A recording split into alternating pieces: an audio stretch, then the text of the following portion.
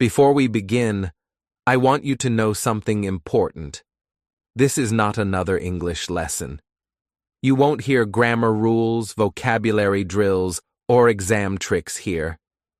What you're about to hear is something deeper, something that speaks to your heart, not your textbook. I'm not here as a teacher or an expert. I'm here as someone who knows exactly how it feels to sit in silence, wanting to speak, but feeling your heart race and your words disappear. I've been there. I know that moment when your mouth opens, but nothing comes out, when your thoughts run faster than your tongue, and your confidence melts into the floor. That's fear, not lack of knowledge, not bad English, just fear. Maybe you've studied English for years. You've watched lessons, memorized grammar, repeated phrases, listened to teachers, and maybe even passed exams. But when it's time to actually speak, when a real person looks at you and waits for your words, everything changes. Your palms sweat, your heartbeat quickens, your throat tightens. The words you practiced so perfectly in your head suddenly disappear. You freeze. And then a small voice in your mind whispers, "See? You can't do it. You're not good enough." That voice grows louder with every hesitation, every awkward silence, every nervous laugh. But here's the truth. That voice is not reality.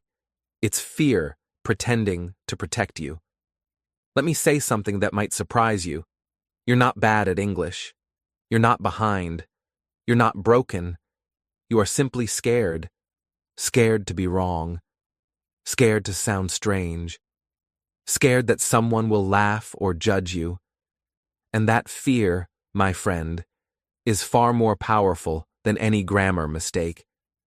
Because fear doesn't just silence your words, it silences your identity. It makes you feel small, uncertain, and ashamed of something that should make you proud, your effort to connect, to grow, to learn. And here's what most people don't realize. You are not alone in this. Millions of English learners around the world wake up every day with the same fear. They know what they want to say, but their voices get trapped behind invisible walls. These are people who dream in English, think in English, even write in English. But when it comes to speaking, something inside them freezes. You might look at fluent speakers and think, they're different from me, but they're not. The only difference is that they learn to walk through fear, not away from it. I want you to imagine this for a moment. A small child learning to speak their first language. They don't worry about mistakes. They don't care if the sentence is perfect. They just speak, joyfully, fearlessly, naturally. Every wrong word becomes a step forward. Every attempt builds strength. But somewhere along the way, as we grow older, we start believing that mistakes are dangerous, that people will laugh if we're wrong, that speaking imperfectly means we've failed. That's when fear begins to control us. It hides behind perfectionism. It disguises itself as, "I need more time," or "I'll speak when I'm ready." But fear's favorite trick is to make you wait forever. You might believe that the reason you can't speak confidently is because you don't know enough grammar, or your vocabulary is too small, or your accent is too strong. But the truth is, confidence doesn't come from knowledge. It comes from courage. Grammar is useful, but it won't give you bravery. Vocabulary helps, but it won't erase fear. You could know every English word in the dictionary and still hesitate to speak. Why? Because speaking is not an academic skill. It's an emotional one. You're not fighting grammar. You're fighting fear. Let's take a moment to be honest. When you speak your native language, You don't think about grammar rules, do you? You don't plan every sentence. You just speak because you feel safe. But when you speak English, your body doesn't feel safe. Your brain sends danger signals. Be careful. You might make a mistake. That's why your mouth goes dry and your mind goes blank. It's not that you don't know the words. It's that fear shuts down the part of your brain that helps you access them. Fear tells your mind, don't risk it. But staying silent is a bigger risk, because silence steals your voice.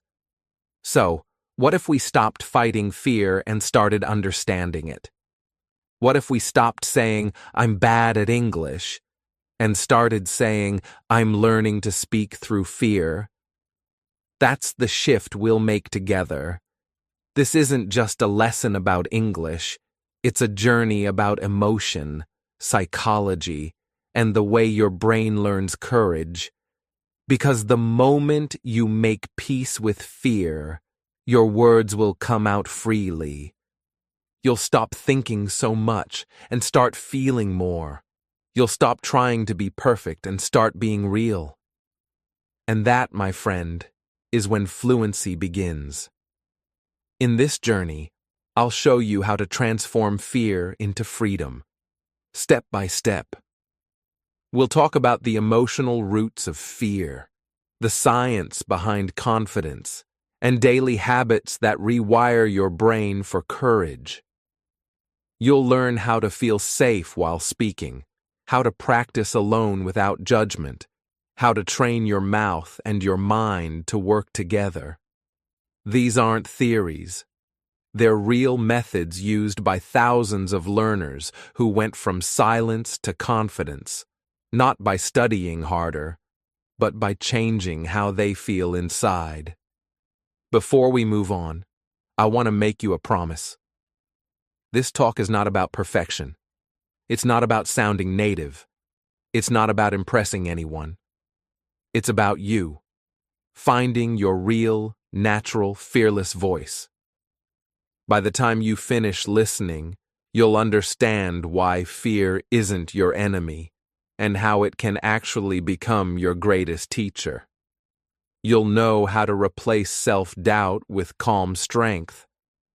And you'll discover that the path to fluency is not paved with grammar books, but with bravery, repetition, and self-kindness. So, take a deep breath. You don't need to rush. You don't need to prove anything. You don't even need to speak perfectly. You just need to stay. Listen. Feel every word. Because everything that follows has one purpose: to help you speak English freely, confidently, and without fear.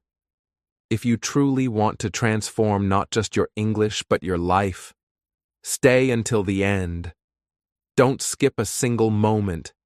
Every second is designed to help you understand yourself, your emotions, and your voice.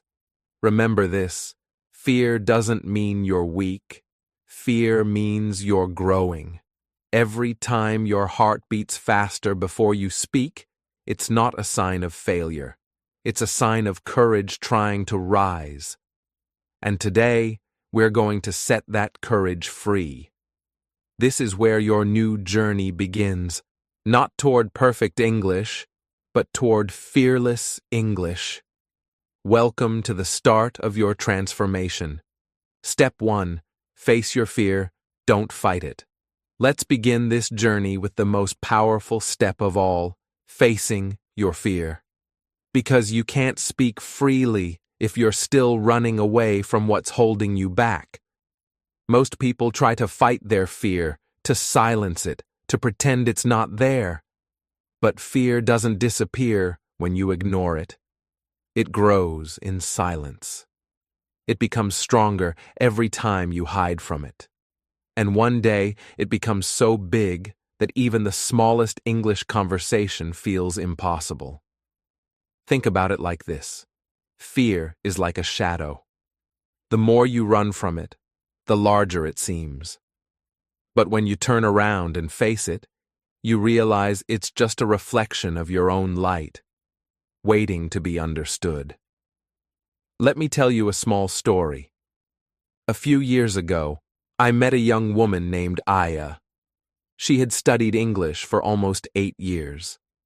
She could write essays, pass exams, and even understand English movies without subtitles. But every time someone spoke to her in English, she froze. Her heart would pound, her palms would sweat, and her mind would go completely blank. She used to tell me, "I don't know why this happens. I know the words. I know what to say, but my body doesn't listen." One day I asked her to stop studying for a week. No grammar, no vocabulary. Just talk to herself for 5 minutes a day. But there was one rule. She had to start every session by saying her fear out loud. She stood in front of the mirror and said, "I'm afraid people will laugh at me. I'm scared my English sounds stupid. I feel embarrassed when I can't find the right word." She didn't try to be brave. She didn't hide her fear. She named it. The first time, she cried. The second time, her voice shook. But the third time, something changed. She started to smile. She said, "It's strange. The more I say it, the less power it has." That's when I told her the truth. You cannot fix what you refuse to face. And that's exactly what this step is about. Facing fear, not fighting it. Because fear isn't your enemy. It's a signal. It's your body's way of saying, "I don't feel safe yet." You don't need to destroy it. You just need to listen to it and then show it that you are safe. Maybe your fear sounds like this. "I'm scared they'll judge my accent. I'm afraid people will think I'm stupid. I'm embarrassed when I can't find the right words. I'm nervous because I don't sound like a native speaker." Now listen closely. None of those are facts. They're feelings. They're stories your mind created to protect you from embarrassment or pain. Maybe someone laughed when you tried to speak English before. Maybe a teacher corrected you harshly. Maybe a friend teased your pronunciation. That memory stayed in your nervous system. Now, every time you try to speak, your brain remembers that pain and says, "Don't do it again. It's not safe." But here's the truth. You're not that scared child anymore. You're stronger now. You're learning again, this time with awareness, not shame. You can face the fear, look it in the eye, and say, "I see you, but I'm not afraid of you anymore." Let's do this together. Find a mirror. Yes, right now if you can. Look into your own eyes. Don't look away. Just breathe. Notice how you feel. Your heart might beat faster. That's okay. Fear lives in the body, but so does courage. They are two sides of the same energy. Now speak your fear out loud. Say it clearly. "I'm afraid I'll make a mistake. I'm scared they'll laugh at me. I feel nervous when I speak." Say it again, louder this time. Feel the weight of those words leave your chest. Because fear grows in silence, but it dies in light.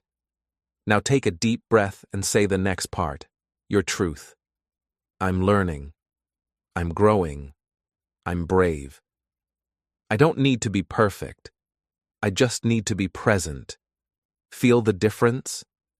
That's not just positive thinking. That's emotional rewiring. When you say your fear out loud, your brain begins to understand that you are no longer hiding. And the moment you stop hiding, fear starts losing control. Think of it like talking to a small child who's scared of the dark. You don't yell at the child. You don't say, "Stop being afraid." You turn on the light, hold their hand, and say, "See? There's nothing here to hurt you." That's what you must do with your fear. Bring it into the light, Speak to it with kindness. Show it that speaking English is not dangerous anymore. There's another story I'll never forget. A man named Raphael moved to another country for work. He avoided speaking English for months, afraid that his co-workers would laugh at his accent. One day, his boss asked him to give a short update in a meeting. Raphael's hands shook so badly that he dropped his notes. Everyone looked at him. His fear exploded, but he didn't run. He took a deep breath, smiled, and said, "Sorry, my English is nervous today." The room laughed, not at him, but with him. The tension broke. He finished his update perfectly. That day, he told me, the moment I admitted my fear, it disappeared. That's the secret.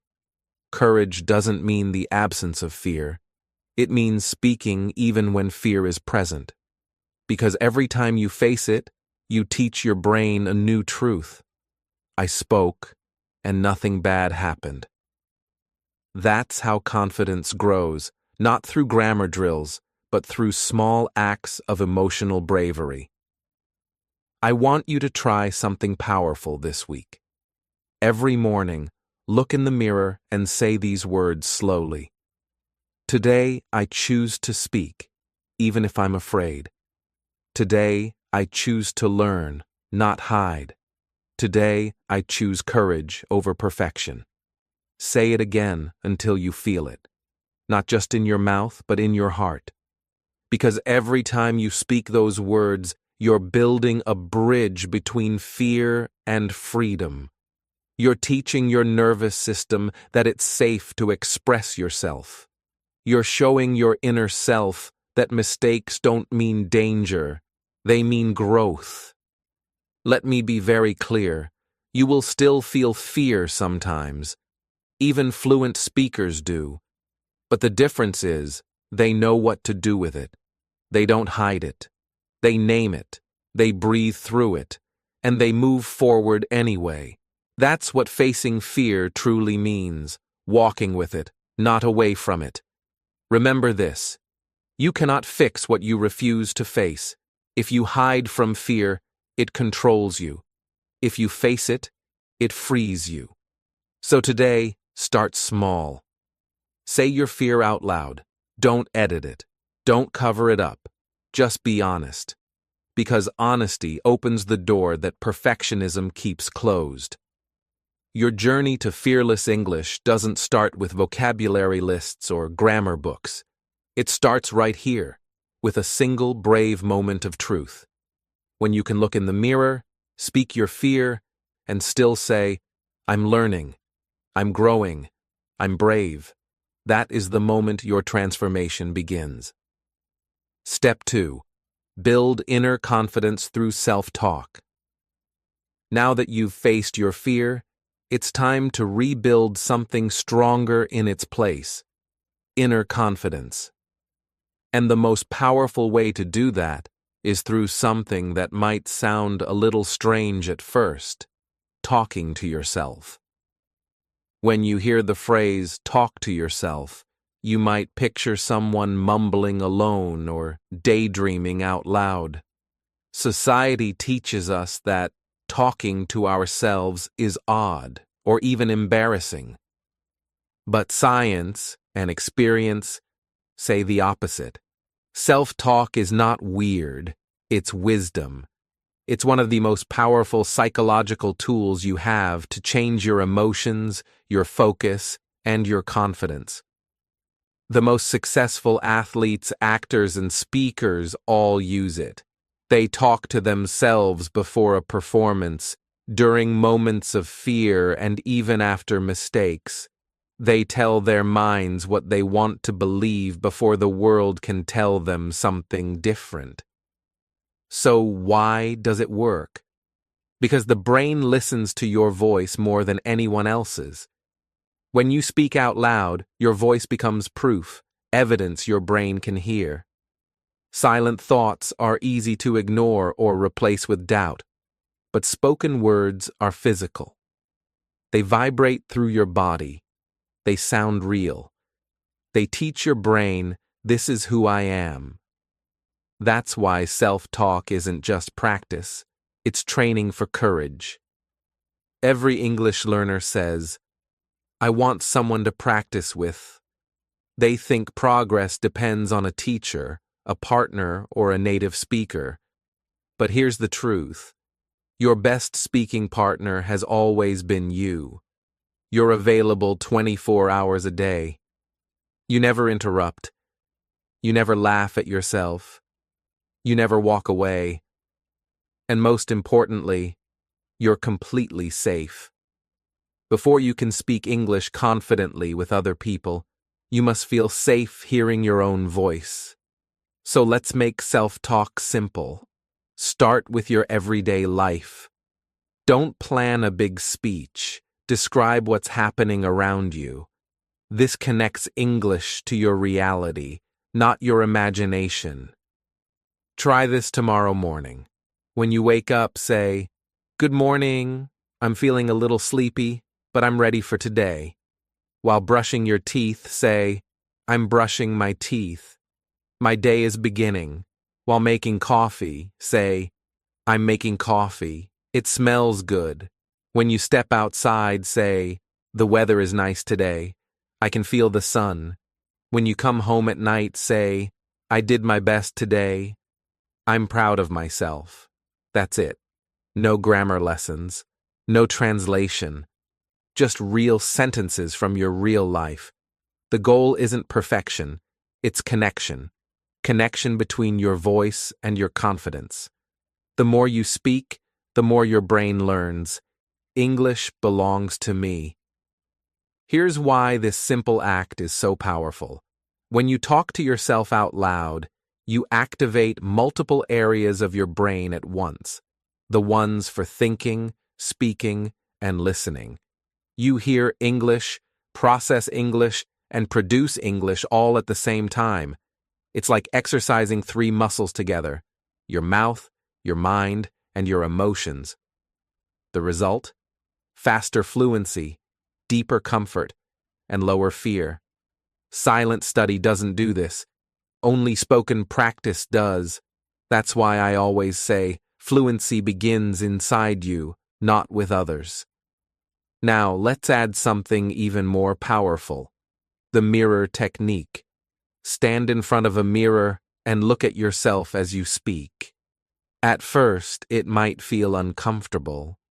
You might notice your expression, your accent, or your hesitation. That's normal. But remember, this isn't about judging yourself. It's about befriending your reflection. When you look into your own eyes while speaking English, you're building emotional safety. You're teaching your body, I can be seen and still be safe. Start small. Smile at yourself. Make gentle eye contact. Then say something simple like, Hi, I'm learning English. Pause, breathe, and notice how it feels. You might feel shy at first, but the more you do it, the more natural it becomes.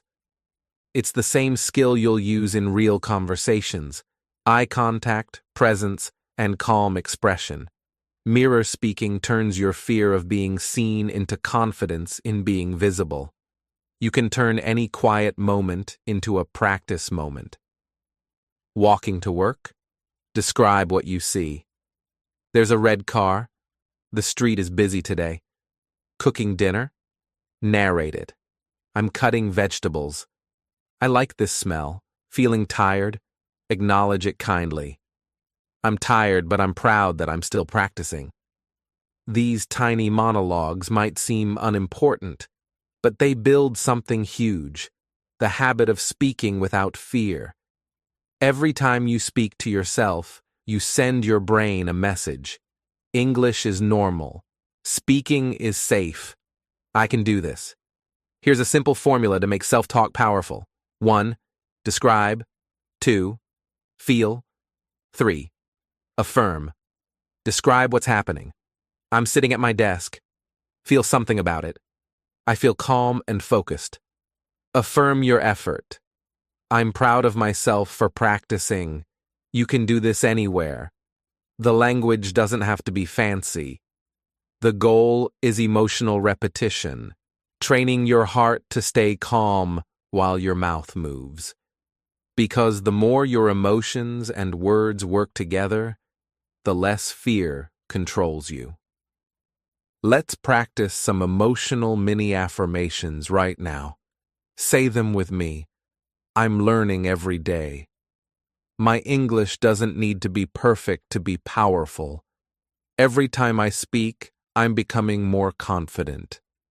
I'm proud of myself for trying. I belong in English conversations. Don't just whisper them. Say them clearly. Feel each word. These affirmations may sound simple, but they change your inner dialogue. And your inner dialogue creates your outer reality. If the voice in your head is always negative, it will control your actions.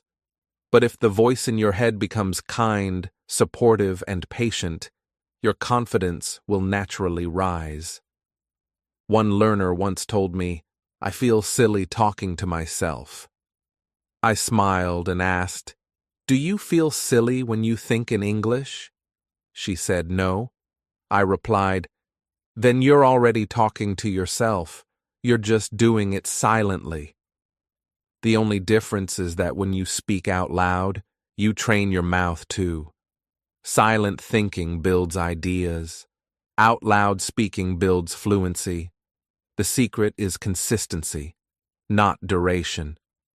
2 minutes of self-talk every day is more powerful than an hour once a week. Over time, your inner voice will change from "I can't speak English" to "I love speaking English." That transformation doesn't happen overnight, but it does happen, because your brain always believes the voice it hears most often. Make sure that voice is yours, and make sure it's kind. Fluency is not a race, it's a relationship between you and your voice. The more time you spend together, the more trust you build. And once you trust yourself, you won't fear other people's opinions. You'll stop thinking, "What if they laugh?" and start thinking, "It's okay. I can speak." So today, I want you to begin a simple ritual. Every morning or every night, stand in front of your mirror and speak to yourself for 2 minutes in English. Talk about your day, your goals, or your feelings. End by saying 3 affirmations. I'm learning, I'm growing, I'm brave. Do it daily for 1 week. Watch how your confidence shifts. You'll begin to notice something powerful. The more you talk to yourself, the less afraid you are to talk to others. Because if you can be kind to your own voice, you'll never again be afraid of anyone else's. Remember, the journey to fluency doesn't start when you find the perfect speaking partner. It starts when you decide to be your own. You don't need permission to practice. You don't need to wait until you're ready. You only need to speak gently, honestly, and consistently. Your confidence begins the moment you start treating your own voice as a friend. Fluency begins inside you, not with others. Step 3. Create a safe zone for practice. Every English learner dreams of speaking confidently in front of others, in classrooms, meetings, interviews, or even casual conversations.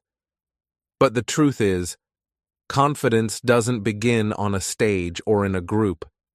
It begins in a small, private, safe place, a space where you can make mistakes freely, where no one judges you, where you can experiment with your voice, your rhythm, your courage. That place is what I call your safe zone. It's a sacred space between you and your practice. Inside your safe zone, you're not performing for anyone. You're simply expressing yourself without fear of judgment. And that, my friend, is where real fluency starts to grow. You see, fear and safety cannot exist in the same room. When you feel judged, your body reacts as if it's in danger. This isn't just emotion, it's biology. Inside your brain, there's a small almond-shaped part called the amygdala. Its job is to keep you safe. Whenever you feel threatened, even socially, not physically, it sends a warning. Danger.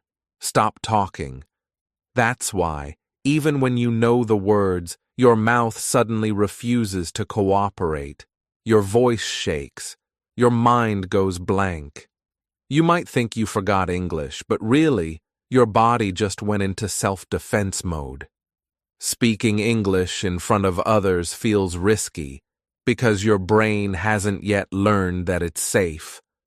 And that's exactly what the safe zone is for, to retrain your brain to feel calm, comfortable, and secure while speaking. Before you can speak confidently in public, you must teach your brain that English isn't dangerous. You do this by building emotional safety through gentle, consistent, private practice. When your mind begins to associate speaking English with feelings of calm instead of fear, you start to reprogram your emotional response. You create a new pattern. When I speak English, I feel safe. And when you feel safe, fluency flows naturally. This is why your safe zone is not optional. It's essential. It's your emotional gym, your private training ground, your practice space where mistakes are not punished, but celebrated. So, how do you build your safe zone? You start by removing pressure. In this space, there are no rules, no grades, no teachers, and no deadlines. There is only you, your voice, your thoughts, your curiosity. You can practice anywhere. Your room, your kitchen, your car, your garden, or even your shower. The place doesn't matter. What matters is the feeling. Safety. When you know that nobody can interrupt or correct you, your brain begins to relax. And when your brain relaxes, your words start to flow. This is the golden rule of your safe zone. Practice without pressure. Now let's make this real. Here are a few simple, powerful ways to create your own safe zone practice. You can start with the easiest one. Talk to your pet, your dog, your cat, even your plants. They make perfect listeners. They never interrupt, they never laugh, they never judge. You could say, "Hey Max, I'm going to cook dinner now. How are you today? You're such a good boy." It may sound silly, but it's one of the most effective exercises. Because when you speak to something that cannot judge you, you allow your natural rhythm and emotion to emerge. You train your mouth, your tone, and your confidence in a pressure-free environment. If you don't have a pet, your next best friend is your voice recorder. Set a timer for 1 minute. Choose a simple topic like what I did today or my weekend plans. Press record and just talk. Don't worry about sounding perfect. Don't stop when you make a mistake. Keep going. When you finish, listen to your recording, not to criticize, but to celebrate. You'll notice 2 things. 1, your voice sounds better than you thought. And 2, you're already improving. Every time you record yourself, you build a stronger connection with your own voice. Over days and weeks, your confidence begins to expand from private to public, because you've proven to yourself that speaking is safe. Another beautiful safe zone activity is reading out loud. Pick something simple, a paragraph from a book, a quote from a blog, even a social media post. Read it slowly, clearly, with feeling. Reading aloud trains pronunciation, rhythm, and comfort. It's like giving your voice a gentle workout. You can do this every morning for just 5 minutes.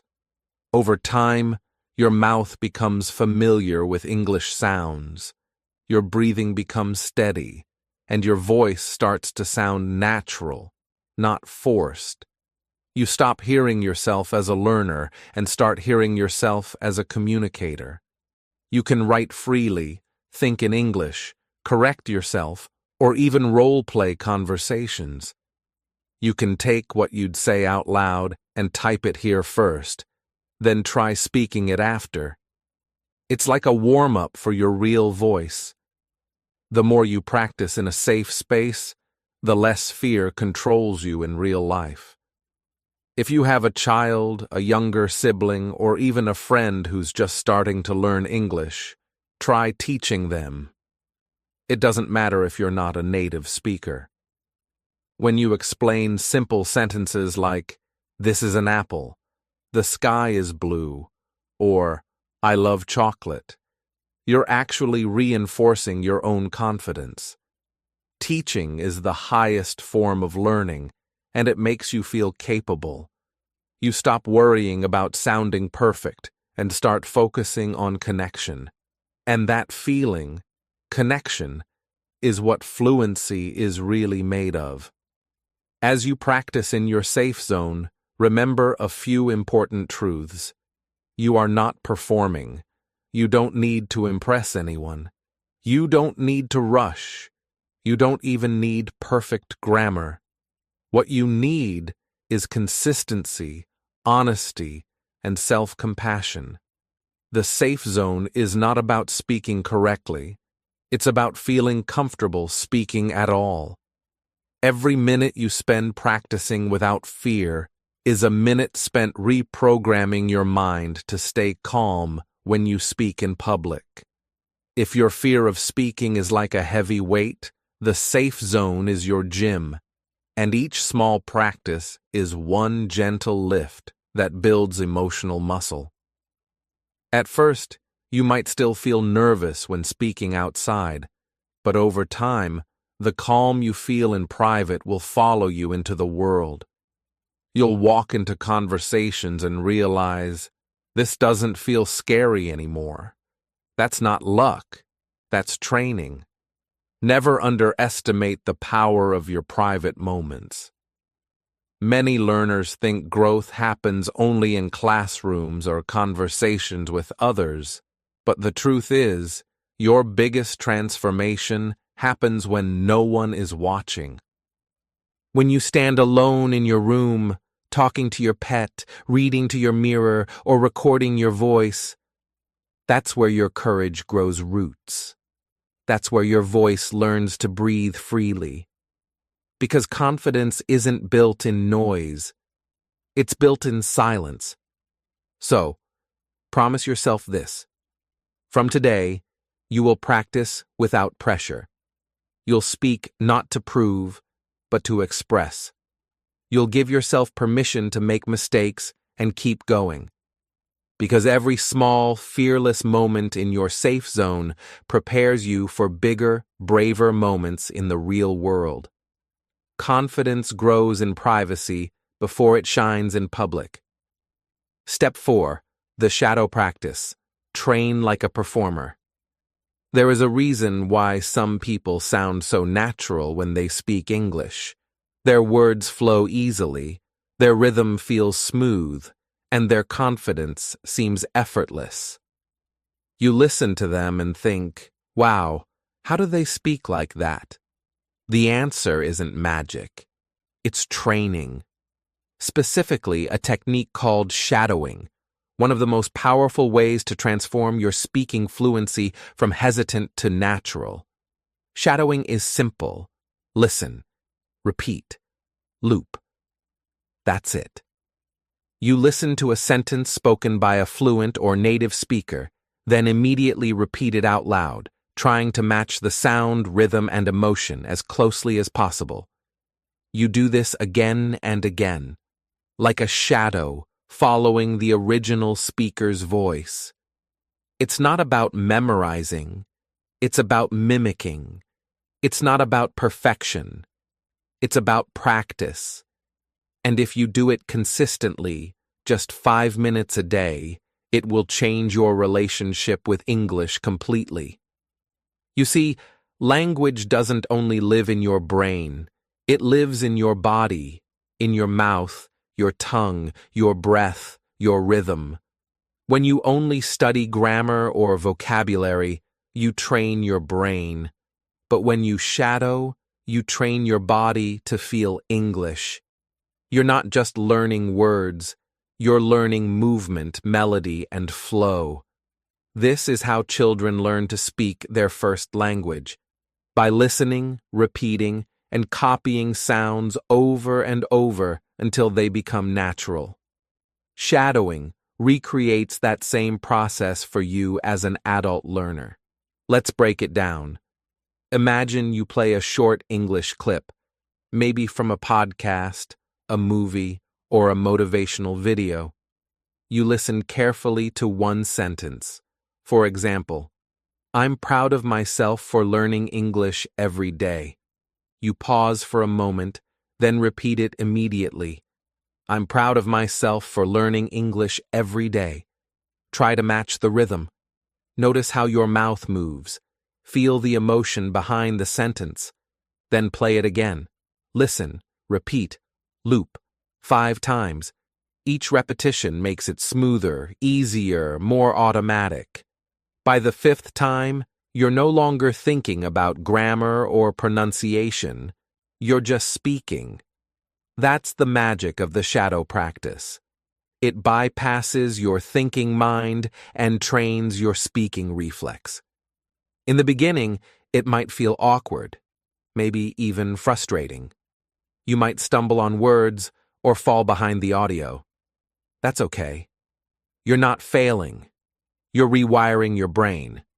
You're building new neural pathways between listening and speaking, turning English from an academic subject into a living skill. Science proves this works. When you shadow, you engage 3 systems at once: your auditory system, listening, your motor system, speaking, and your emotional system, feeling. These 3 systems send signals to the brain saying, "This is normal, this is familiar." The more often you repeat, the faster your brain creates automatic fluency. This is the same process musicians use when they practice songs or actors when they rehearse their lines. Repetition isn't boring. It's brain training.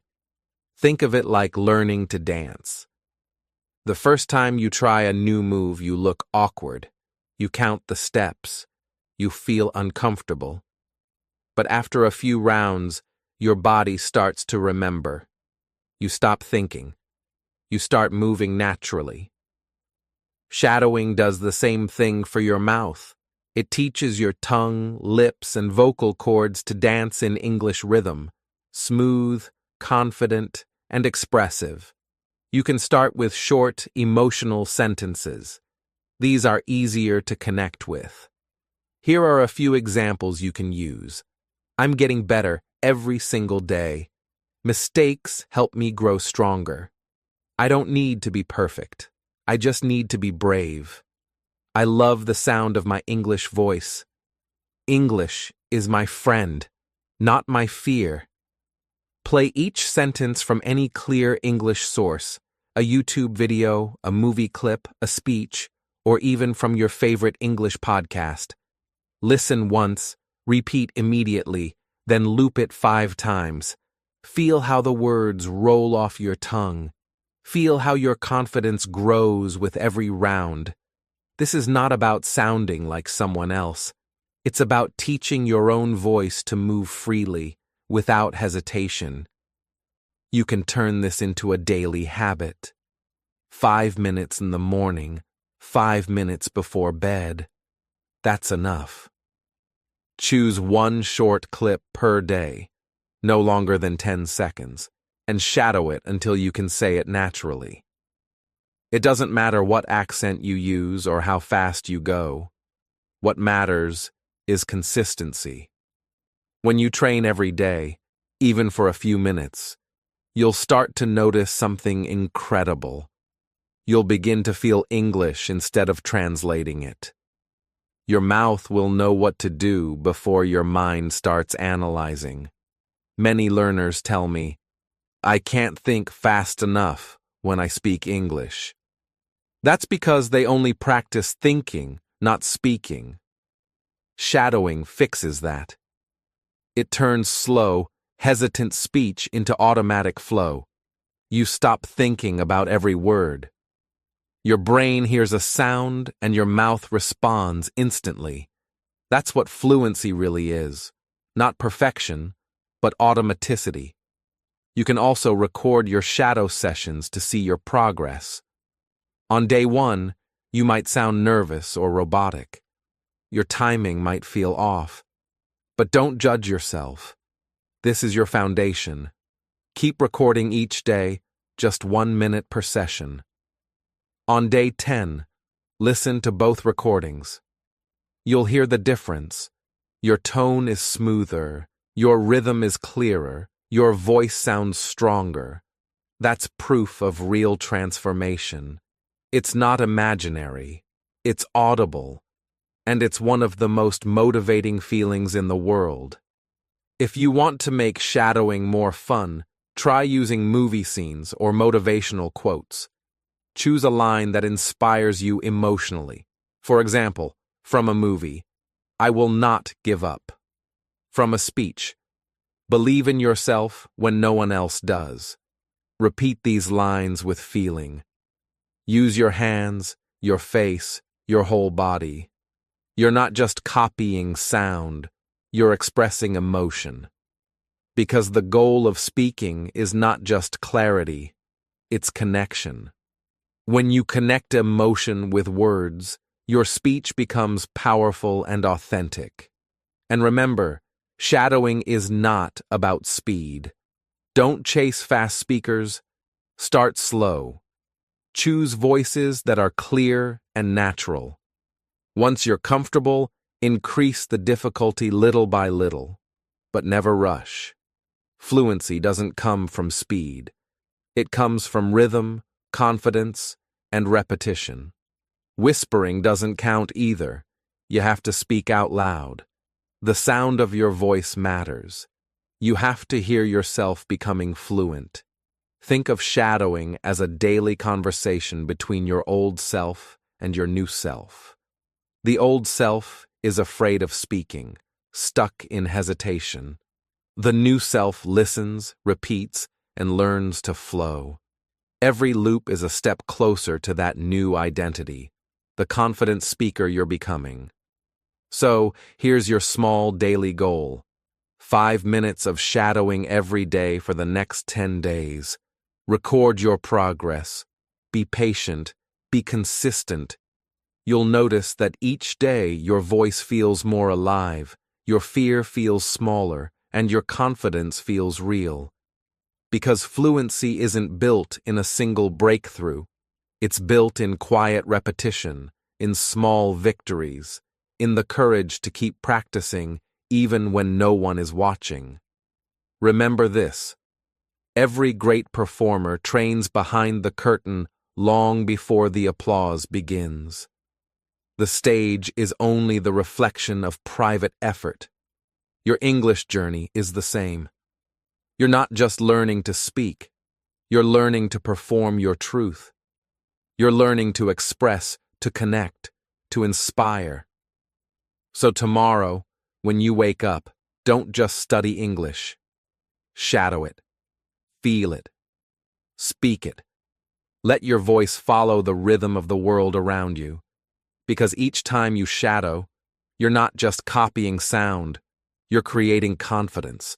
And if you keep looping those sounds, one day you'll realize something amazing. You're no longer the shadow, you're the speaker. You're the voice others will follow. Day 1, you feel nervous. Day 10, you feel confident. That's the power of the shadow practice. Step 5. Live the language, don't memorize it. Most English learners spend years memorizing grammar rules, vocabulary lists, textbook dialogues, exam answers. They repeat the same cycle: study, remember, forget, repeat. It feels productive, but deep down, it's frustrating. You memorize 100 new words one week, but when you try to speak, none of them come out. You study for hours, but when someone asks you a simple question, your mind goes blank. You think, I knew this yesterday. Why can't I say it now? The reason is simple. Memorizing is not living. When you memorize English, you store it in your short-term memory, temporary, fragile, easily lost. But when you live English, you store it in your identity, permanent, natural, and automatic. Think of it like learning to ride a bicycle. You can read books about balance, watch tutorials, and memorize the steps, but you'll never truly know how to ride until you actually get on the bike, fall a few times, and feel what balance means. The same is true for English. You can memorize every grammar rule, but until you feel English in real moments, it won't stay. Real fluency doesn't come from repetition on paper. It comes from repetition in life. When you memorize, you study English like a subject. When you internalize, you live it like a habit. Memorizing focuses on remembering. Internalizing focuses on experiencing. Memorizing makes you think, did I say that correctly? Internalizing makes you feel, this is just how I speak. And that difference changes everything. The most powerful way to internalize English is to use it during your real daily actions. Don't wait for a special study time. Turn your ordinary moments into English moments. When you wake up in the morning, say out loud, I'm waking up now. When you brush your teeth, say, I'm brushing my teeth. When you pour your coffee, say, I'm making coffee. These may sound simple, but that's exactly why they work, because they connect language to reality. You're teaching your brain that English belongs in your everyday life, not just in a classroom. Let's try it together. Imagine you're standing in front of your bathroom mirror. The water is running, the toothpaste is on the brush, and you say softly, I'm brushing my teeth. You hear the sound of your voice, you feel your hand moving, you smell the mint. Every sense is involved. This is what psychologists call multisensory learning. Your brain links language with action, sound, touch, and emotion, and that combination is what makes memory last forever. Here's another example. When you're cooking, say, I'm cutting vegetables, I'm boiling water, I'm hungry. When you're walking outside, say, I'm walking slowly, the weather feels nice, I like this breeze. When you go to bed, whisper, I'm going to sleep now. Today was a good day.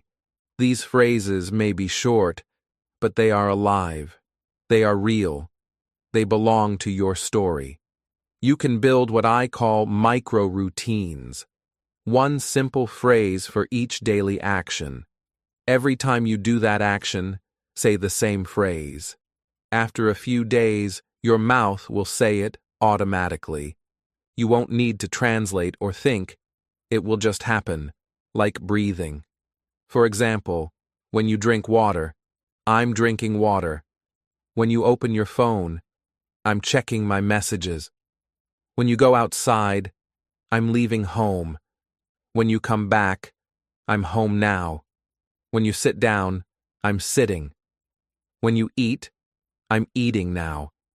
These micro-routines might look small, but they're seeds of fluency. Every time you plant one, it grows into confidence. The secret to internalization is emotion. When you feel something, your brain remembers it longer. So don't just say the words mechanically. Feel them. When you say, I'm tired, actually notice your tiredness. When you say, I'm happy, smile. When you say, I'm proud of myself, Breathe that pride in. Each emotion becomes glue for your memory. The more you connect feelings to words, the more deeply they stick. Let me tell you about a learner named Sana. She used to write pages of vocabulary lists every day. She memorized words like exhausted, delighted, frustrated, relieved. But when she tried to use them in real life, she forgot. So I asked her to stop memorizing and start living. The next time she felt tired after work, I told her to say, "I'm exhausted." When she laughed at a funny video, I told her to say, "I'm delighted." When she lost her keys, I said, "Now say, I'm frustrated." Within weeks, those words became part of her emotional language. She didn't have to remember them anymore. They lived inside her. That's internalization. You can do this too. The next time something happens in your day, no matter how small, describe it in English. If it rains, say, "It's raining again." If your friend calls, say, "I'm talking to my friend." If you spill coffee, say, "Oh no, I spilled it." These are not just words, they're memories. They're proof that English belongs to your life. The more you use English to describe your real world, the less it feels like a foreign language. It becomes your second voice. You stop switching between English mode and native mode. You start living in both naturally. And that's when fluency stops being something you chase and starts being something you are. Another way to live English is to connect it with things you love. If you love music, describe your favorite song in English. If you enjoy cooking, say each ingredient aloud while you cook.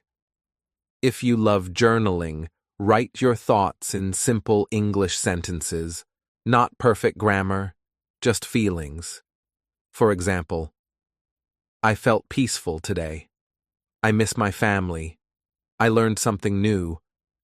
This emotional journaling builds a bridge between your heart and your language. It teaches you that English isn't just a set of rules. It's a way to express who you are. You don't need to memorize 10 new words every day. You just need to live one word deeply. If that word is happy, then use it today. Say, "I'm happy," when something good happens. If that word is tired, use it when your body feels heavy. When words meet emotions, they never leave. The next time you open a textbook, don't just read it. Act it. Don't just memorize, "I'm going to the store." Actually say it while walking to the store. When you live a sentence, your brain saves it as a memory, not a rule. And once it becomes a memory, you'll never forget it again. So let's make this practical. This week, choose 7 small actions you do every day. For each one, pick one English sentence, then use it every time you do that action. That's your 7-day fluency routine. For example, day 1, I'm brushing my teeth. Day 2, I'm eating breakfast. Day 3, I'm leaving home. Day 4, I'm working now. Day 5, I'm resting. Day 6, I'm cleaning my room. Day 7, I'm going to sleep. Say them out loud every time. Don't skip. Don't correct. Just live them. By the end of the week, you'll notice a quiet transformation. Your mouth will start speaking before your mind starts worrying. English will begin to flow naturally through your day, not as a task, but as a habit. You'll stop saying, "I'm studying English," and start saying, "I live in English." Remember this always. Fluency is not a memory game. It's a lifestyle. You don't build it by studying harder. You build it by living smarter. Every word you speak in real life becomes part of you. Every sentence you say with emotion becomes permanent. Every phrase you connect with action becomes automatic. Stop memorizing, start living, feel every word, speak it as you live it. Because fluency is not what you know, it's what you live. Step 6. Train your mouth, not just your mind. When most people try to improve their English, they start in the mind. They study grammar rules, memorize vocabulary lists, and repeat textbook dialogues. But when it's time to speak, they hesitate. Their thoughts are full of words, yet their mouth refuses to move. Why? Because speaking English isn't only a mental skill, it's a physical one.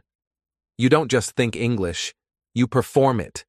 Your lips, tongue, breath, and voice all have to move together. That's why this step is called mouth training. It's not about learning more information. It's about training your body to express what your brain already knows. Think of it like singing. You can't learn to sing just by reading music notes. You have to open your mouth, breathe from your chest, and feel the vibration of sound.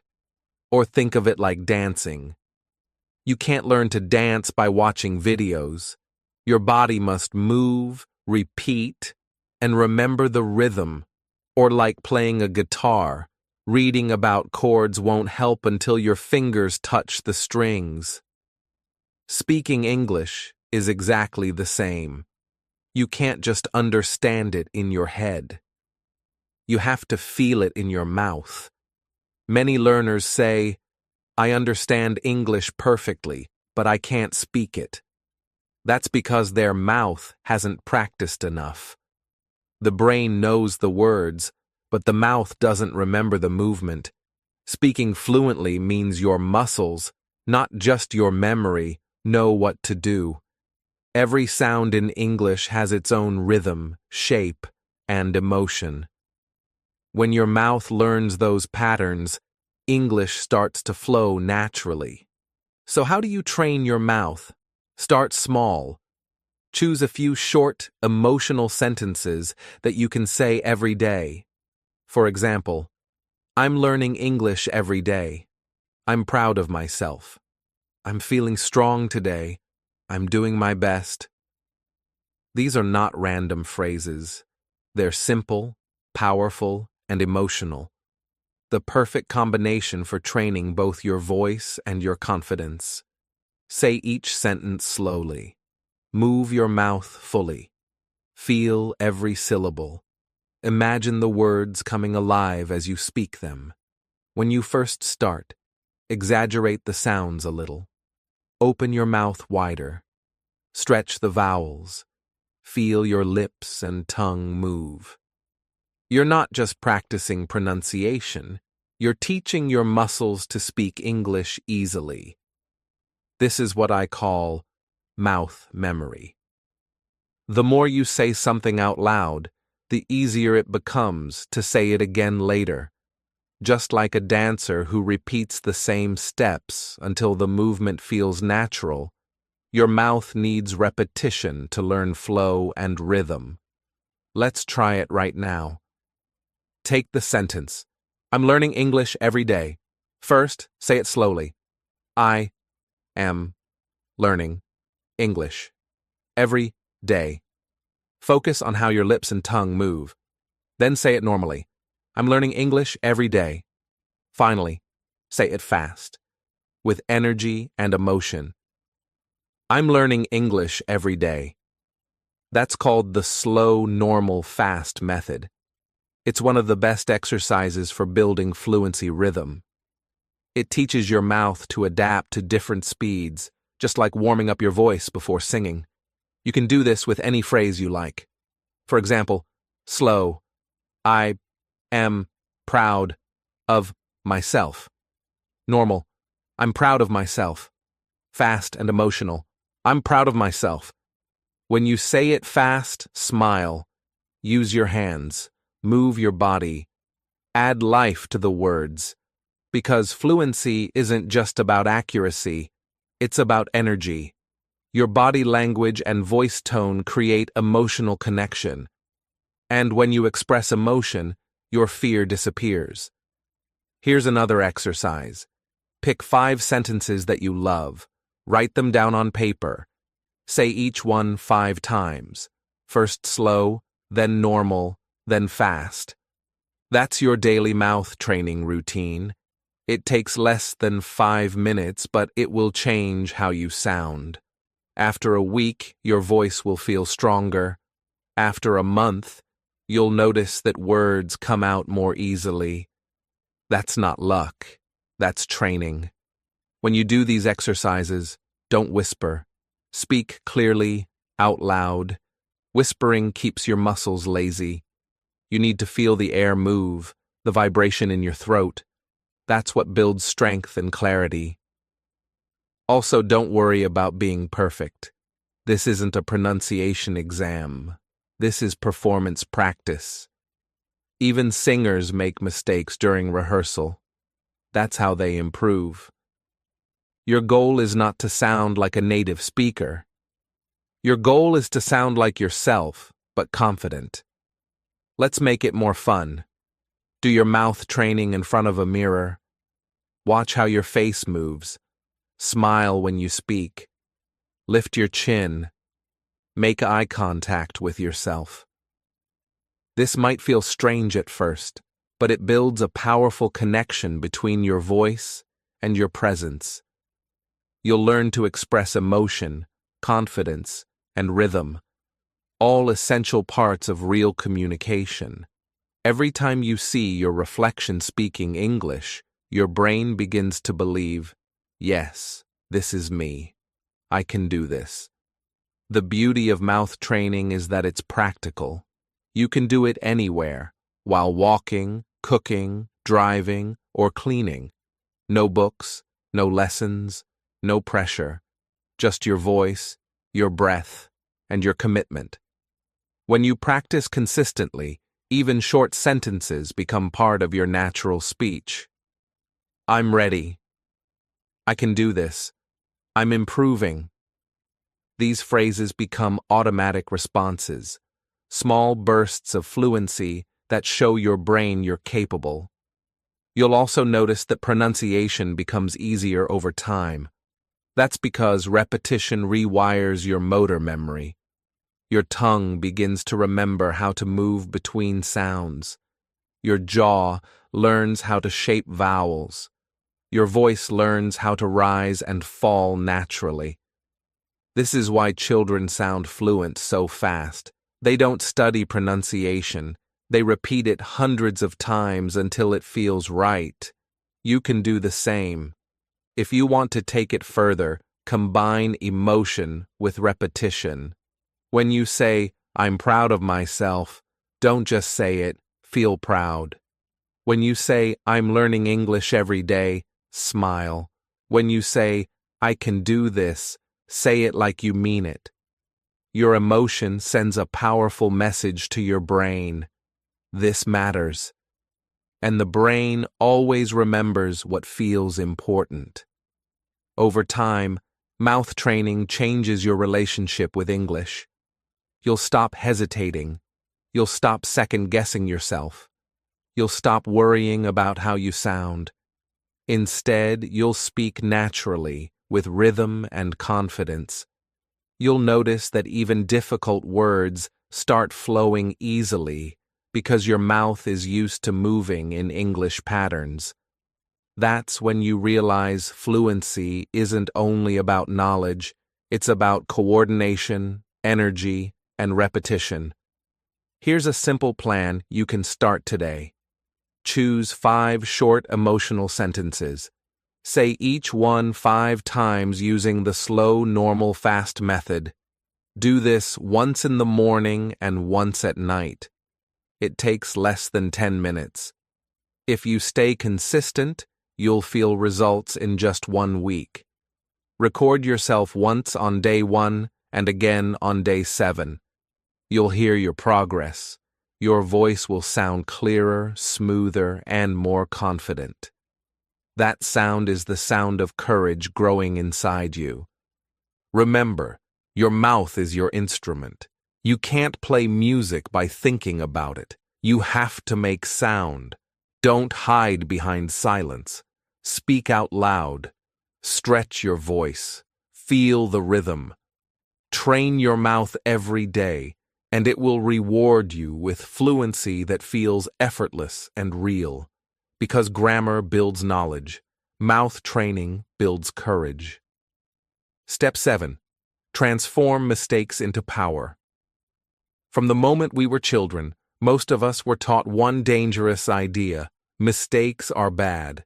At school, every red mark on the paper meant failure. Every wrong answer meant disappointment. We learned to associate mistakes with shame, embarrassment, and punishment. So now, as adults, when we speak English and make a mistake, those old emotions return instantly. Our heart beats faster, our mind screams, "Don't say it unless it's perfect," and we freeze. But here's the truth. This belief is not natural. It's learned. And what's learned can be unlearned. In this step, we will break that old rule and replace it with a new one that will set you free. From now on, remember this: fluency equals freedom to make mistakes. The more you speak, the more you'll make mistakes. And the more mistakes you make, the faster you'll grow. The goal is not perfection. The goal is progress. Because every fluent person you've ever admired, every teacher, speaker, YouTuber, or native English friend has made thousands of mistakes. The only difference between them and those who stay silent is this: they didn't stop when they were wrong. They learned, they laughed, and they kept going. Let's look at the world honestly. Native speakers, yes, even them, make mistakes every single day. They say things like "he don't" instead of "he doesn't." They forget words mid-sentence. They mix up tenses, repeat phrases, and mispronounce names. But here's the thing: they don't stop talking because of it. They keep communicating. Why? Because their brain is free from fear.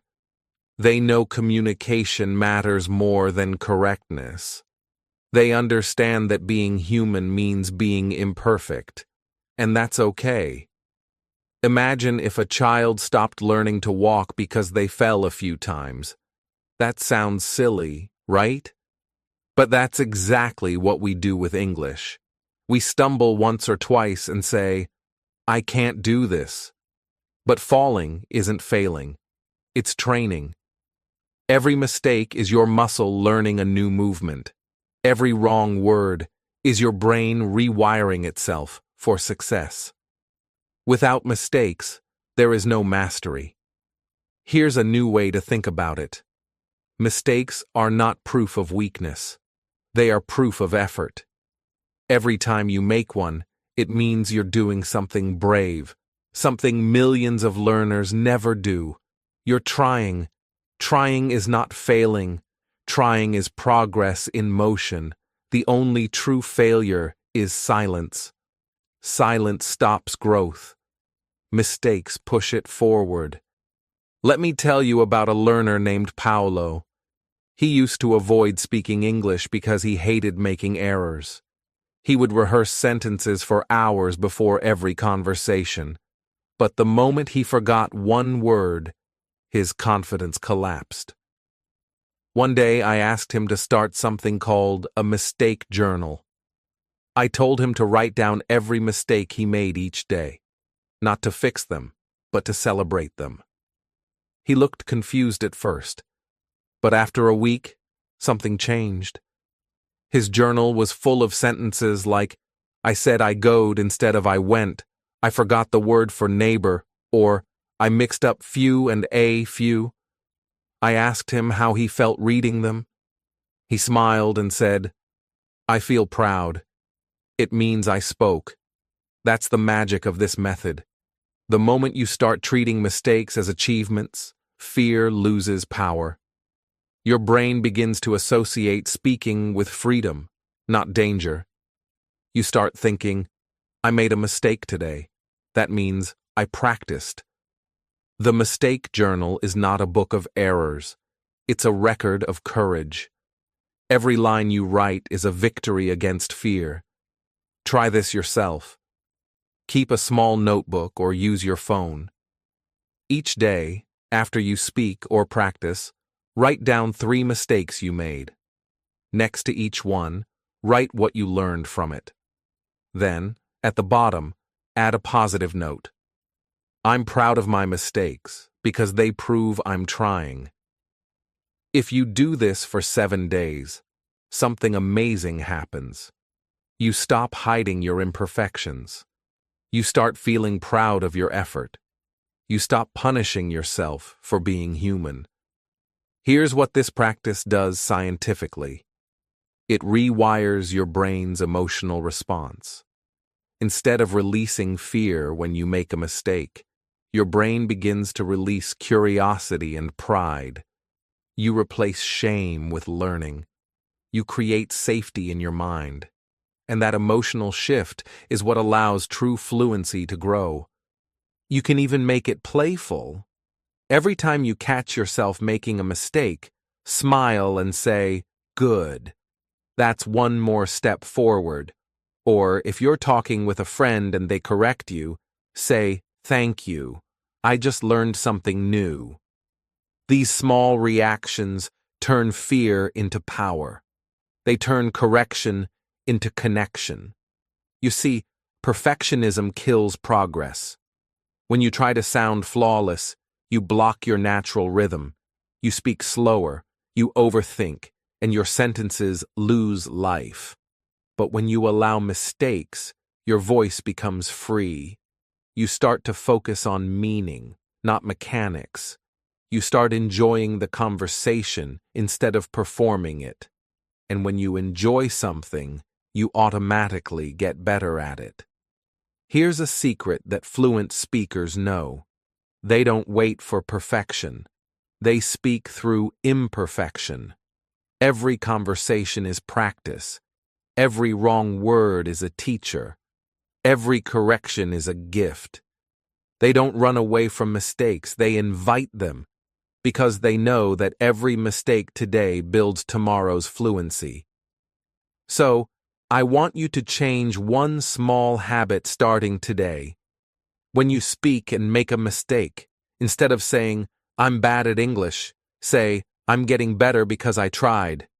Instead of thinking, "I embarrassed myself," think, "I was brave enough to speak." Instead of saying, "I failed," say, "I learned." Because words shape your emotions, and your emotions shape your confidence. Speak kindly to yourself. Your brain is always listening. If you want, you can even read your mistake journal out loud once a week. Say each sentence, laugh at it, and celebrate it. This simple ritual reminds you that progress is not about being perfect. It's about being present. You'll start to see your journey as something beautiful. Messy, yes, but beautiful. Remember, the people you admire didn't become fluent because they avoided mistakes. They became fluent because they made more of them than anyone else. The difference between a confident speaker and a fearful learner is not skill. It's mindset. One sees mistakes as failure, the other sees them as freedom. Choose freedom. You have permission to make every mistake you need to make. You have permission to sound imperfect.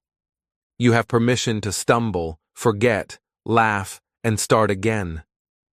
Because that's what growth looks like. That's what learning feels like. Every time you make a mistake, you are not stepping backward. You're stepping forward. You're proving that you care enough to try. And that is something to be proud of.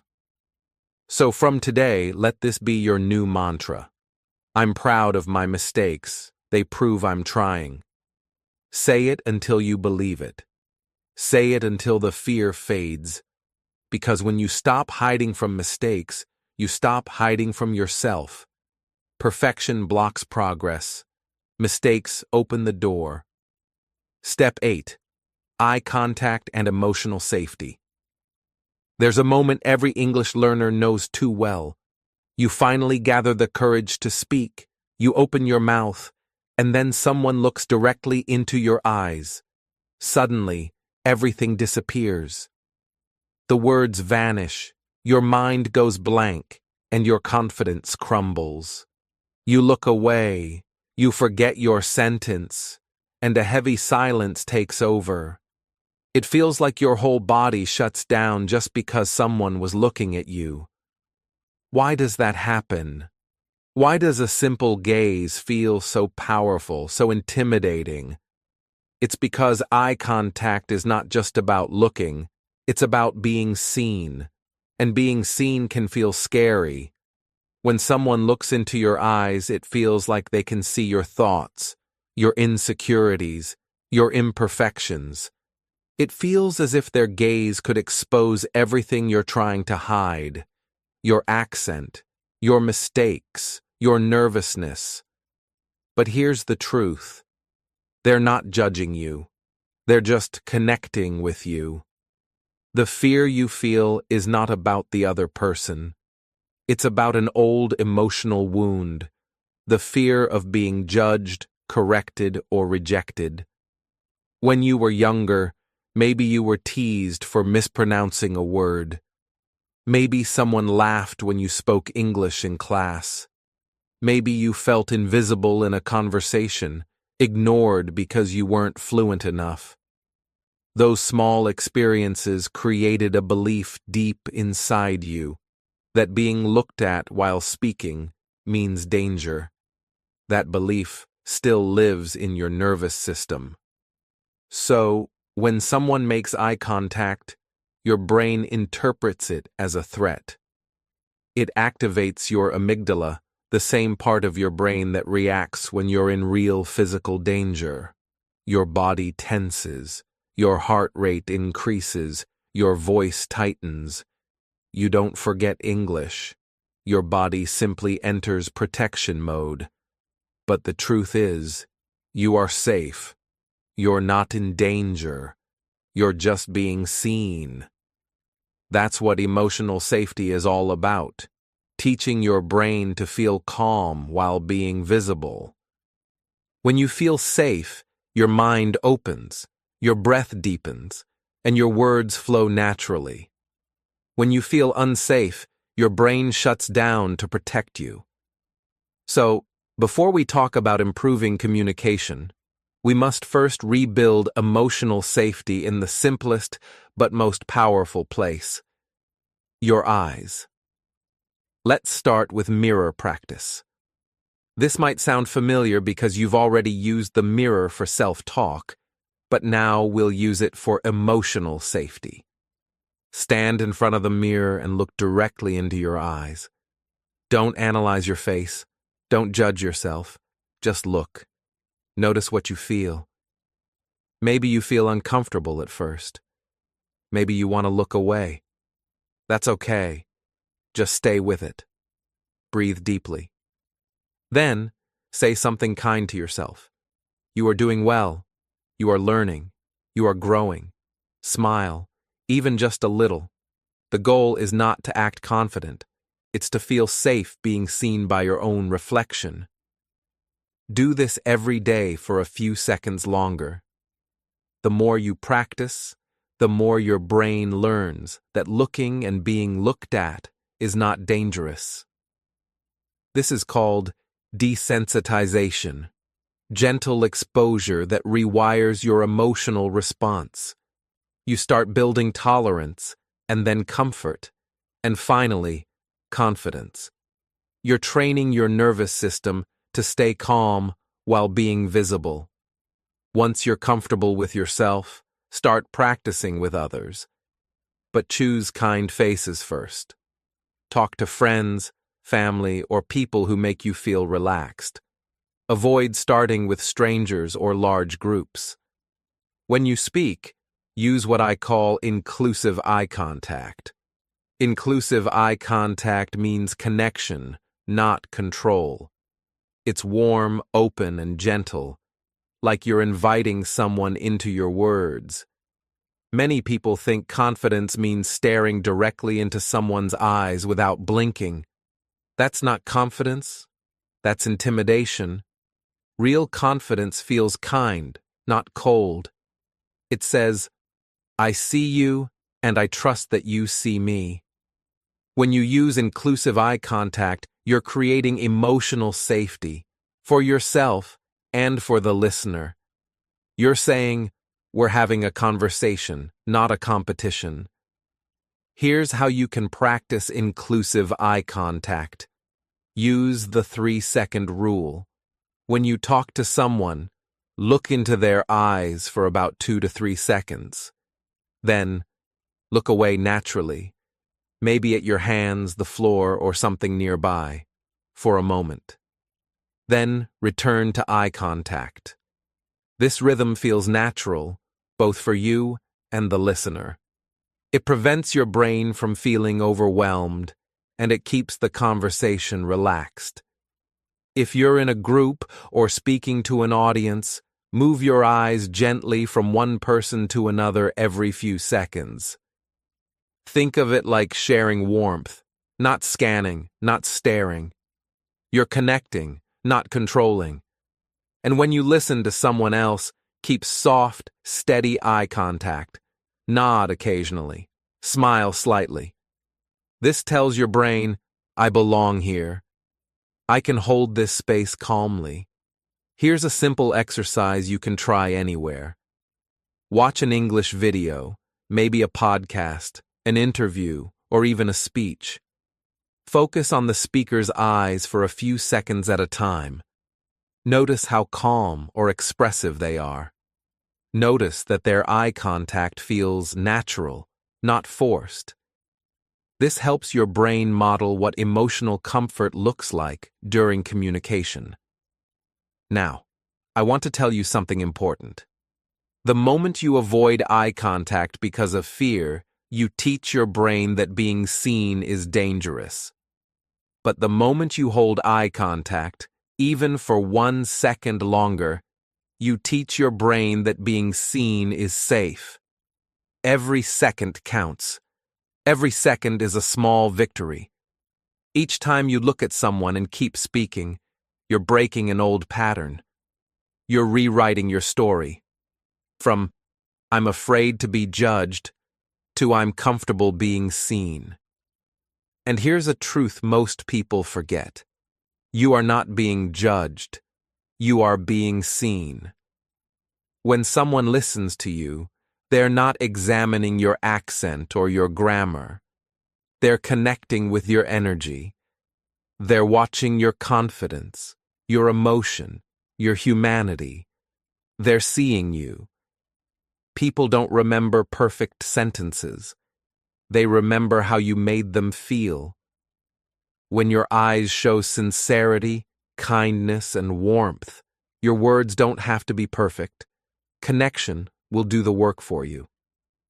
I once coached a student named Layla who avoided eye contact completely. She said, when someone looks at me, I forget everything. So, we started small. She practiced mirror gazing for 10 seconds a day. Then, she practiced the 3-second rule with her brother.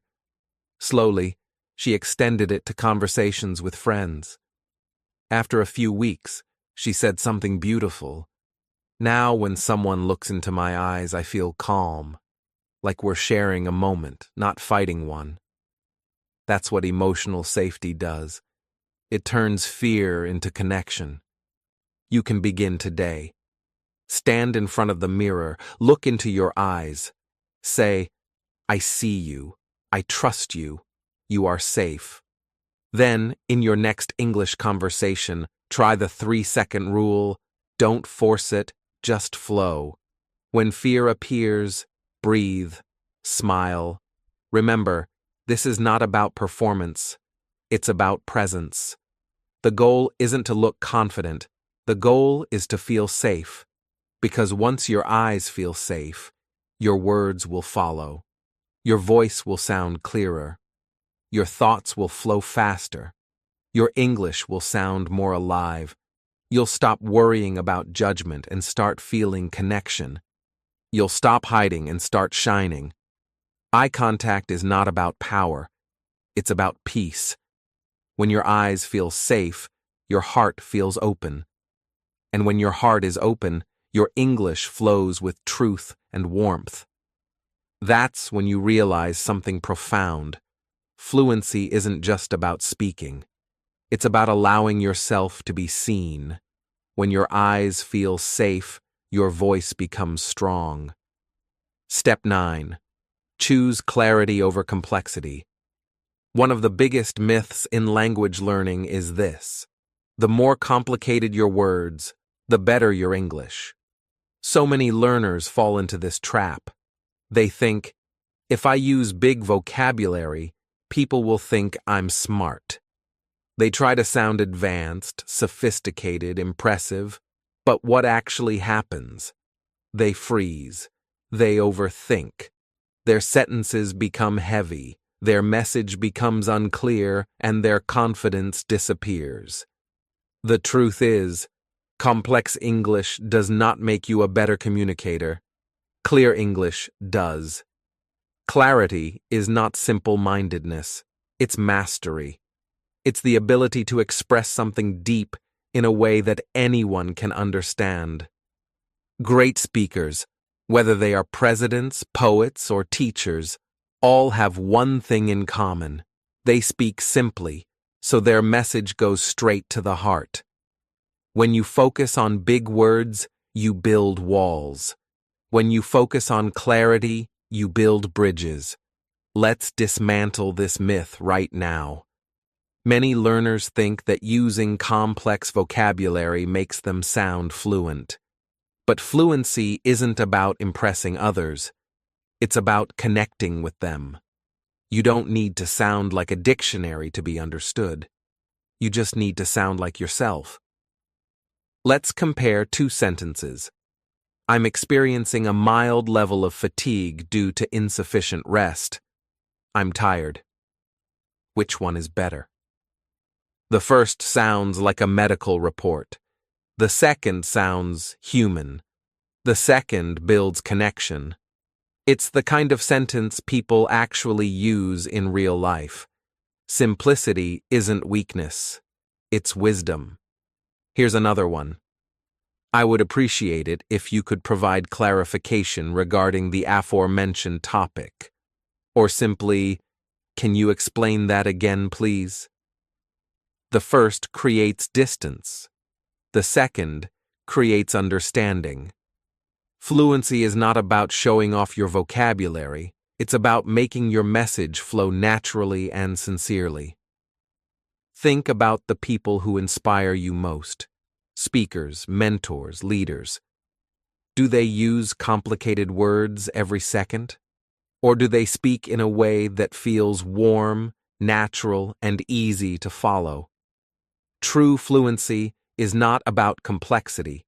It's about clarity, connection, and confidence. The simpler your language, the faster your brain works, and the calmer your body feels. When you try to sound smart, your brain goes into overdrive. You start searching for big words, double-checking grammar, and judging every sentence. This mental overload creates hesitation. But when you speak clearly and simply, your brain relaxes. The words flow easily. Your message feels authentic. You stop trying to sound good and start trying to be understood. And that's when fluency happens. Many English learners say, I don't want to sound like a beginner. But here's the truth. You can sound natural without sounding basic. Simple English, spoken clearly and confidently, is powerful. It shows control. It shows self-awareness. It shows emotional intelligence. You don't need fancy words to make people listen. You just need honest ones. Let's take a few examples side by side to show how clarity transforms communication. Instead of, I wish to engage in a leisurely outdoor stroll, Say, I want to go for a walk. Instead of, I was unable to attend due to unforeseen circumstances, say, I couldn't come because something unexpected happened. Instead of, your assistance would be greatly appreciated in this regard, say, can you help me with this? Instead of, my sincere apologies for the inconvenience caused, say, I'm sorry for the trouble. In every pair, the second version is shorter, warmer, and more real. You don't lose meaning by simplifying. You gain honesty. You give your listener space to connect. Here's a truth most fluent speakers understand. Communication is not a performance. It's a relationship. Your goal isn't to impress. Your goal is to express. When you speak clearly, people don't think about your English. They think about you. They hear your emotion, your message, your authenticity. And that's what builds trust. Clarity also brings calm. When your sentences are short, your breathing stays steady. You stop rushing. You stop worrying about grammar in the middle of a conversation. Instead of trying to sound perfect, you sound peaceful. You give yourself permission to speak naturally, without fear. The simpler your sentences, the more confident your voice becomes. Here's another way to understand it. Complicated language hides fear. Clear language reveals confidence. When you use big words, it's often because you want to protect yourself. You want people to see your knowledge instead of your vulnerability. But when you speak simply, you're saying, I trust myself. I don't need to hide behind words. That's real confidence. Try this exercise. Record yourself talking for 1 minute about your day. Don't plan anything. Just speak. Then listen to it and notice where your sentences feel heavy or complicated. Rewrite them in simpler words, the kind you'd use with a close friend. Then record it again. You'll feel the difference immediately. Your second version will sound clearer, calmer, and more alive. That's the version you want to take into real conversations. Another tip: stop translating from your native language. Many learners try to translate complex ideas directly, which creates long, confusing sentences. Instead, think in images and feelings. Describe what you see, what you feel, what you mean, not what you think sounds smart. For example, instead of translating a formal expression like, I am overwhelmed by the magnitude of this experience, simply say, I can't believe this is happening. I'm so happy. Speak from your heart, not your dictionary. You'll also find that people respond better when you speak simply. They'll smile more. They'll listen more carefully. They'll feel at ease around you because your words don't create pressure. This is what communication is truly about. Creating a shared emotional space where both people feel comfortable. I remember a student named May who used to overcomplicate everything. She wanted to sound professional, so she spoke like a business manual. Her sentences were long, her tone was tense, and her eyes showed fear. I asked her to try something different. I told her to speak like she was talking to a friend, using only short, clear sentences. At first, she said, "But that sounds too simple." I told her to trust the process. 2 weeks later, she came back smiling. "I had a conversation at work," she said, "and they understood me perfectly. For the first time, I felt relaxed." That's the power of clarity. It's not just about words, it's about freedom. So, here's your new rule. If a sentence makes you feel tense, shorten it. If a word makes you hesitate, replace it. If a phrase doesn't sound natural, simplify it. Your goal is not to sound advanced. Your goal is to sound alive. Remember, the best English is the English that flows from your heart to another person's heart, without fear in between. Let's say it together. My English doesn't need to be complicated to be powerful. My voice is clear. My words are simple, and my message is strong. Language is not about how much you know. It's about how well you connect. Simplicity is not a step backward. It's the highest form of fluency. When you stop chasing complexity, you finally find confidence. Don't complicate. Communicate. Conclusion: speak with freedom, not fear. You've come a long way. From the quiet fear that once stopped your voice to the growing confidence that now lives in your words. This journey has been more than just about learning English.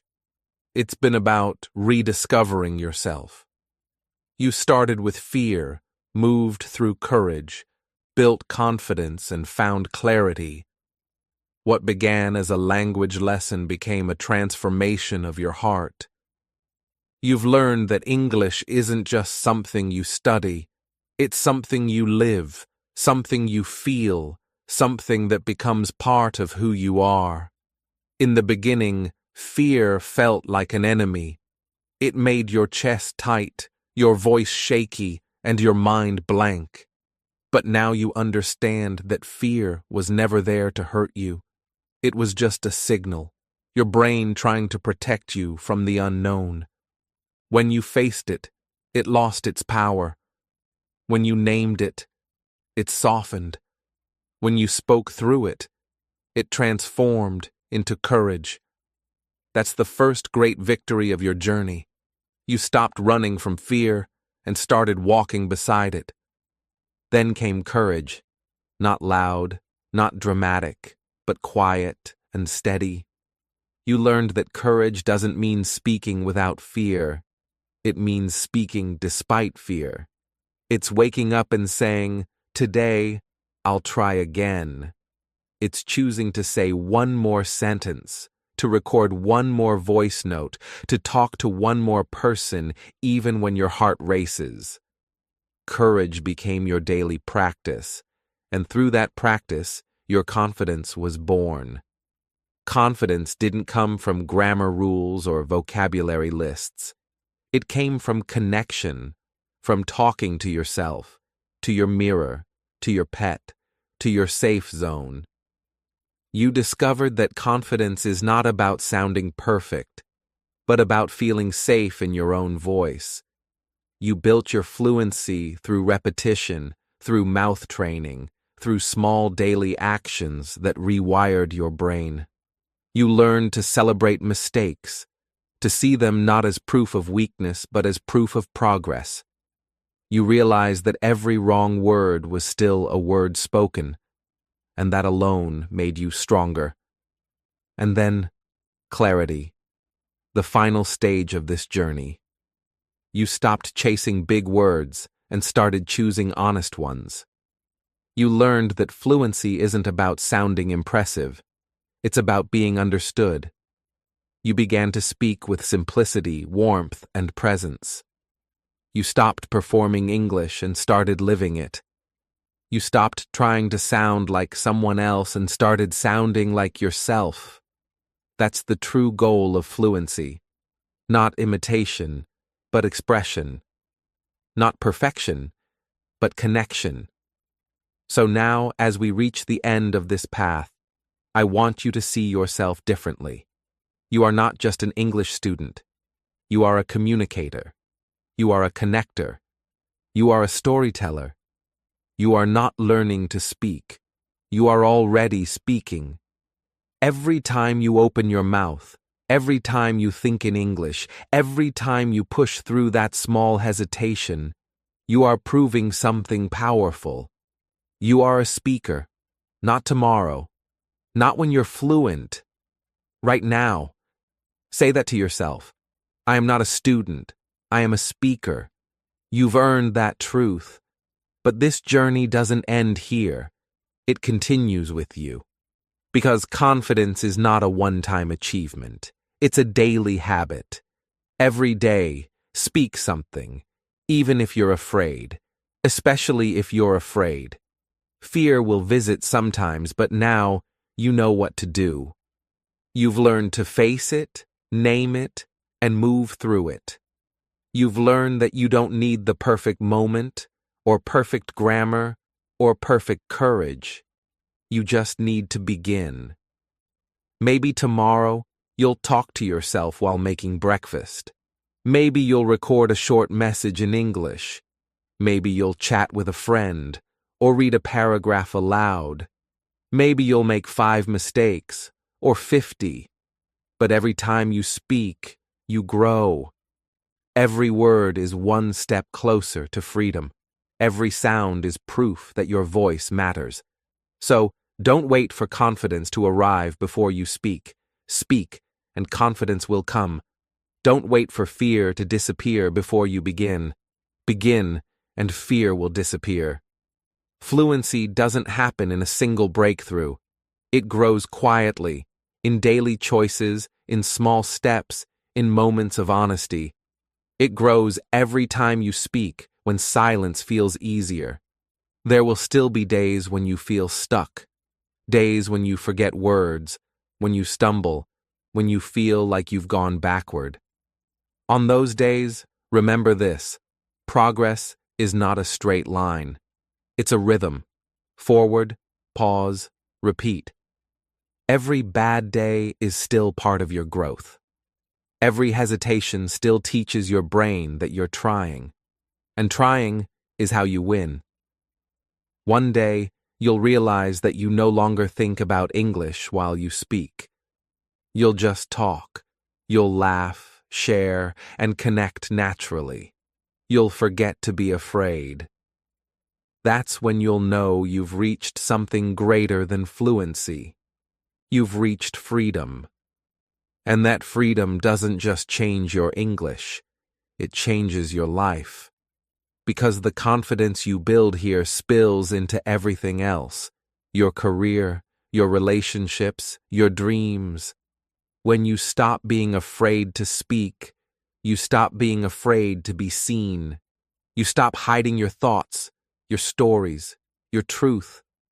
You begin to take up space, proudly, freely, unapologetically. Remember this always. Fluency is not just about language. It's about liberation. It's about giving yourself permission to exist fully in another voice. And once you learn to speak freely in English, you begin to live freely everywhere else. You've done something extraordinary. You've faced fear. You've practiced courage. You've built confidence. You've found clarity. And now, you have something no book or teacher can give you: self-belief. That belief will carry you forward long after this lesson ends.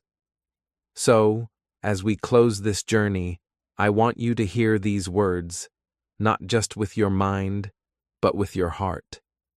You don't need perfect English to be powerful.